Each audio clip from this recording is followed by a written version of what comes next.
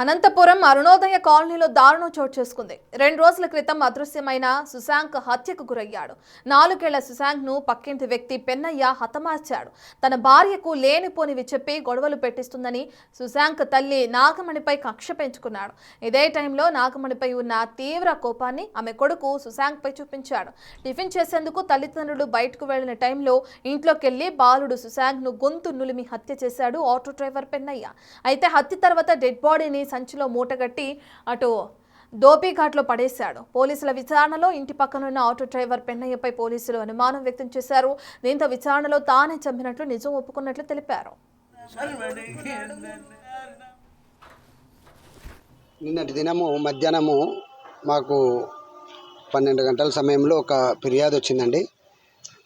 గోవిందుల శశాంక్ అనే అబ్బాయి 4 సంవత్సరాల వయసు ఉంటుంది దరిదాపు. ఆ పిల్లోడు అర్ధరాత్రి 12:30 గంటలకు ఇంట్లో నుంచి కనపడకుండా పోయినారు, మా తల్లిదండ్రులు లేనప్పుడని వచ్చేసింది. దీన్ని వెంటనే కేసు కట్టిన తర్వాత మా ఎస్పీ గారికి చెప్తే అనంతపురం జిల్లా ఎస్పీ శ్రీ జగదీష్ ఐపీఎస్ గారు దీన్ని ప్రతిష్టాత్మకంగా తీసుకున్నారు. 4-5 టీములుగా ఏర్పాటు చేసి అనుమానితులను అందరినీ కూడా అదుపులోకి తీసుకొని విచారించడం జరిగింది.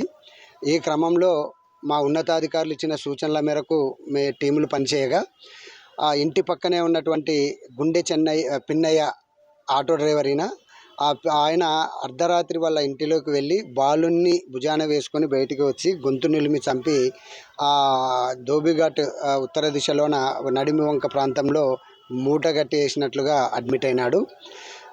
ఇది ముద్దాయి చేసిన కన్ఫెషన్ మేరకు మేము విఆర్ఓల సమక్షంలో పోయి బాడీని రికవర్ చేసినాము. మార్చురీలో కూడా పెట్టినాము బాడీని. పెన్నయ్య అని అతను ఎత్తుకొని పోయి పిల్లల్ని చంపేసి ఎవడో వేసేసి చేసినాడు సార్. మా అమ్మకాడికి పోతాడని అనుకున్నాం సార్. పిల్లోడు వాడు అట్లా అనుకొని మేము మామూలుగా ఉంటుంది. సరేలేని మాకు మళ్ళీ తెలిసింది సార్.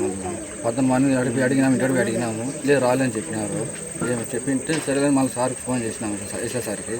వాళ్ళంతా వచ్చి ఎంక్వైరీ చేసినారు సందర్భంగా వచ్చి. కాకపోతే రాత్రి రోజే వచ్చి ఎంక్వైరీ చేసినారు. వచ్చి మళ్ళీ అతను వచ్చి పట్టుకొని పోయారు పోలీసు వాళ్ళు.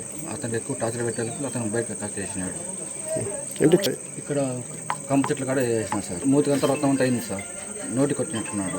పిల్లల్ని గుద్ది చంపినాడా ఎట్లా? చేత్తో గుద్ది చంపినాడు సార్. వాడైతే దయచేసి బ్రతకకూడదు సార్. నాకైతే నేను పోలీస్ వాళ్ళ నుంచి ఏదే కానీ కోరుకోను సార్. వాడికైతే ఎన్కౌంటరే కావాలి సార్. దయచేసి చెప్తున్నా, ప్రతి ఒక్కరు పోలీస్ సార్ వాళ్ళు కూడా చాలా అంటే చాలా కేర్ తీసుకొని మా పిల్లవాడిని బాగా జల్లీలు పట్టినారు సార్. పాపం ఎటువంటి ఒక కెమెరా కూడా చిక్కనీయకుండా చేసినారు సార్. వాడు నా బిడ్డని వాడే ఒక సాగలు మూట తీసినట్టు తీస్తున్నాడు సార్. నా బిడ్డని తీసి చూపించి పరిగెత్తుతున్నాడు సార్ వాడు. మళ్ళా వాడైతే దయచేసి నేను ప్రతి ఒక్కరు ఎంతమంది పెద్దలు ఉన్నారో వాళ్ళందరినీ అదే కోరుకుంటున్నాను. నాలాగా ఇంకొక తల్లి కడుపు కోత ఉండకూడదు. వాడైతే దయచేసి ఎన్కౌంటర్ చెయ్యండి. ఇంతకు మించి నేను పై అధికారులను ఏంది